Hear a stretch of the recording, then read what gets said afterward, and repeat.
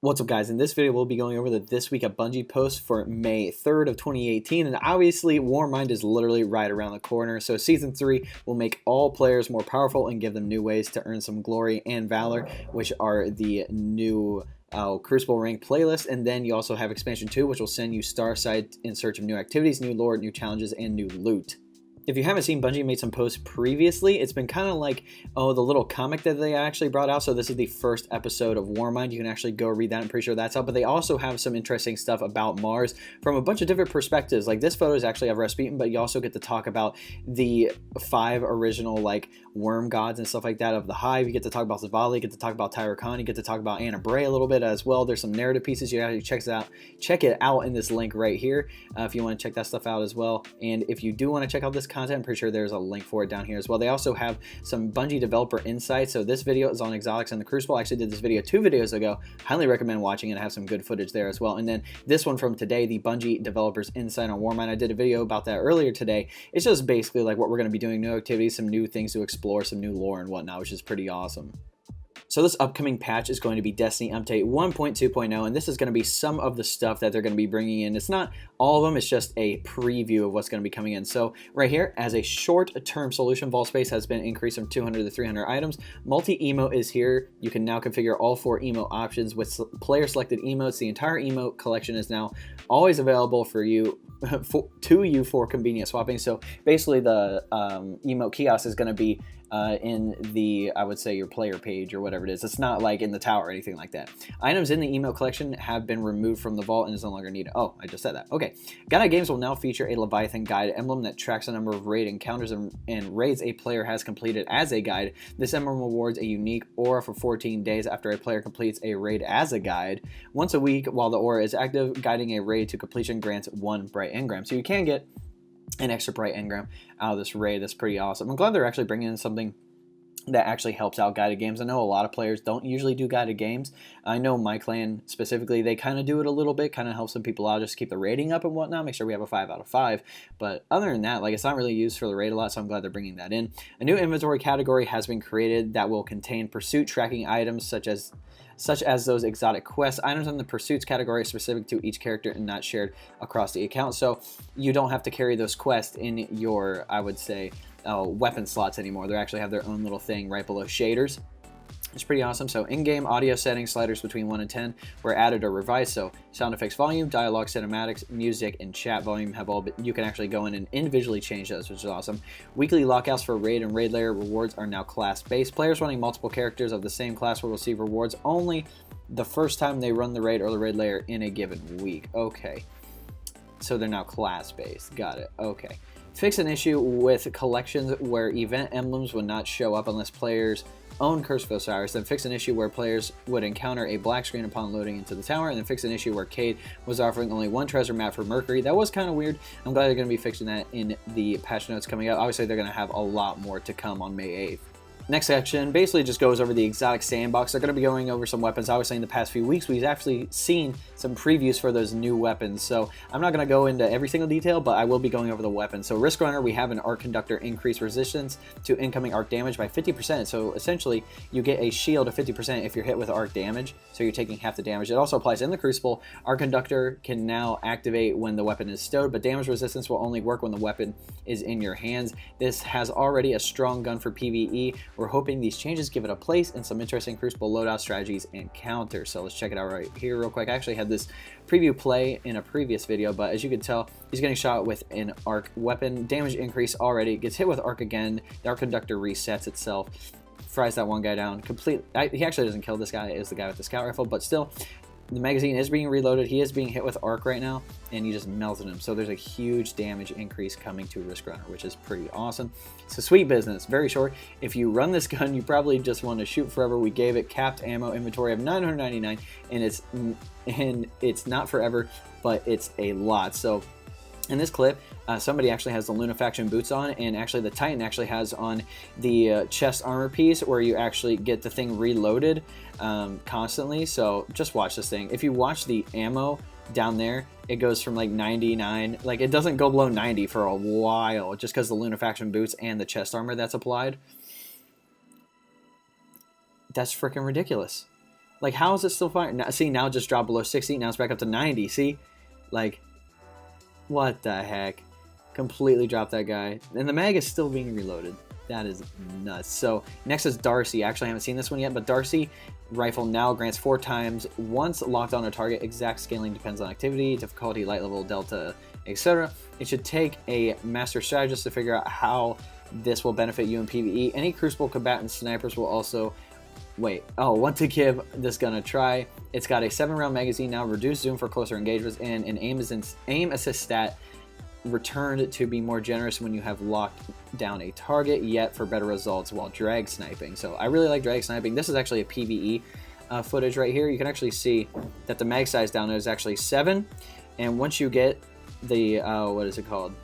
Whatever its perk is, it's doing massive amounts of damage. And like the mag you have is like, I think 23 with this thing. You literally almost just dropped that guy. That's completely freaking ridiculous. Like, it went from like 2,000 damage to like, not 2,000, but like 20,000 to like 56,000. So you get double damage on that, which is freaking nuts. So in the next section, mixing things up a little bit. Obviously, you can tell these little green ones are right here on the left. The top figure actually like the Void, Solar, and Arc Singes that we get, but there's also some new ones coming in. And I always say this Red Skull one right here is actually the one called Extinguish, where if your full fire team dies, you have to go back to orbit and start the whole thing over again. Obviously, they've added in a lot of new advantage and disadvantage modifiers for this thing, which is awesome. So I'm just going to read this right here. So Dan right here says, in Season 3, we've increased the baseline difficulty for heroic strikes to make combatants more aggressive and make the experience feel more, well, heroic. It is called heroic strikes, you know. Additionally, any given time, the Heroic Strike playlist will have 3 modifiers on it. 1 burn rotates weekly, 1 advantage that rotates daily, and 1 disadvantage that rotates daily. So here's a quick rundown of what you can expect from this category. So burn-wise, obviously we have Arc, Solar, and Void Singe, which each have a 25% increase to damage, outgoing, and incoming damages. So the new advantages right here, we actually have Brawler, double melee recharge rate and damage, freaking awesome. Grenader, double grenade ability recharge rate and damage, and then Heavyweight, triple power ammo drop rate, double power ammo damage. So those things are about to be freaking amazing. Disadvantages, those are the red ones that were up there. Glass, players' health and shields are halved, but recharge rates are doubled. Blackout, radars disabled, enemies do 20 times more increased melee damage. Iron, enemies no longer stagger and health pools are increased by 50. And grounded, players take 5 times the damage while overground. That one was actually in Destiny 1, which is pretty cool. So I'm bringing in a Legendary Nightfall Challenge Card. So the ones we have that are, well, currently have are rare, so they're bringing in Legendary ones. So players will now be able to take their rare challenge card to Xur and upgrade it to a Legendary Challenge Card. Doing so adds more customization options to the card. Legendary cards allow you to select 1 burn, 1 advantage/disadvantage, and 2 additional disadvantages, with the exception of Glass. All other advantages and disadvantages listed above from Heroic Strikes can now be applied to a new challenge card. Additionally, there are a few disadvantages unique to the Legendary Challenge Card you can select. I'm assuming this is just for the Nightfall, but unique challenge card disadvantages, we have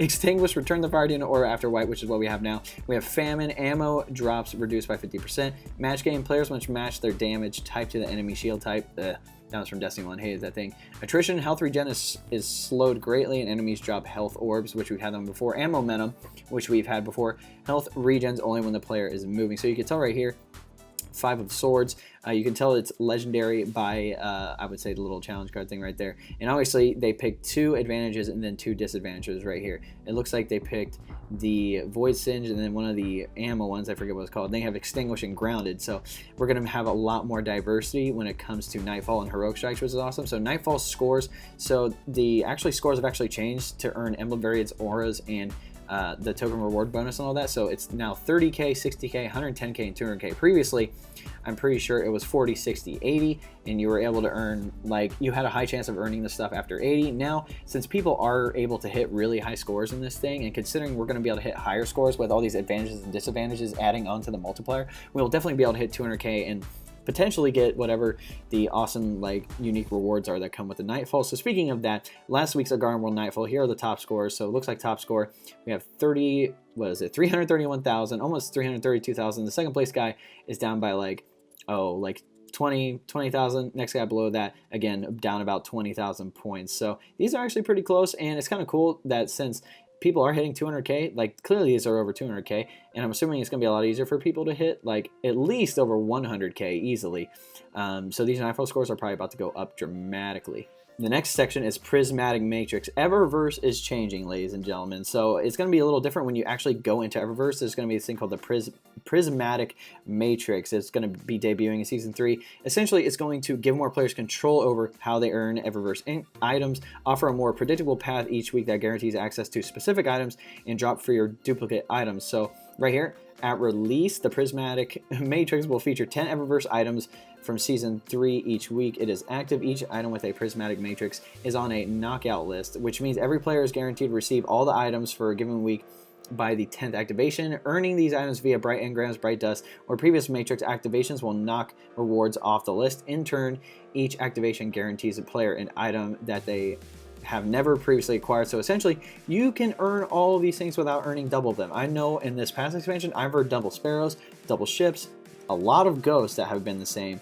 No emotes actually, no exotics actually, but actually a few exotic ships, but still in this way you can actually pick out which items you want to start with. So if you want to start out with the exotics, if you want to like earn it when you get a Bright Engram or whatever the new engram is going to be called, if you want to earn it, you actually pick it up. If you want to buy it with Bright Dust, you can actually pick those up, and essentially you'll be able to earn all these things within the week. Every week it is going to change, so yeah. Obviously, we have the docks, so I mean, there's really not a lot of things. There's some server maintenance going to be going on, so just keep that in mind. You'll be able to be updated on Twitter, but the storage requirements, actually, so PlayStation, Xbox One, and PC, looks like the file size is this size, but the storage requirement for PlayStation is 71 gigs, Xbox is 50, and PC is 68, and obviously in 1.2.0, the known issues right now, they're going to be fixing all these things when Warmind comes out, and they're obviously working on these things right now, obviously with the exotic masterworks and whatnot and stuff coming in to the strike playlist and whatnot. They're going to be fixing those things that are be coming up as well. Obviously, we have the movies of the week here. I haven't watched them yet, but still, it's kind of cool. If you want to see some creations within the Destiny community, highly recommend going to see those. And yeah, I think that's really it for the TWAB this week, which is, I mean, like, we've had some great stuff, like these new modifiers coming in. Obviously, all the new exotic changes that are going to be coming to all these weapons right here. And obviously, just like just everything. I'm hyped for Warmind, man. Like, this gear up here at the top looks amazing. Like, everything just seems to be coming together for Destiny 2. And this game can only go upwards, you know. Alright guys, come to the end of the video. If you want to know how to support me, there'll be a link below. Say best way to support me. I'll take you to a 4-minute video. It's nothing crazy. It's not Patreon or anything like that. I think it's a lot better than Patreon. I believe you guys get a lot more out of it than if I had to do Patreon. But if you don't want to do that, you can always like this video, subscribe to the channel, and comment what you guys want to see below. I'm making content for y'all, so whatever you want to see, I will make some content on it. But anyway guys, hope you enjoyed this video. We'll catch you next time.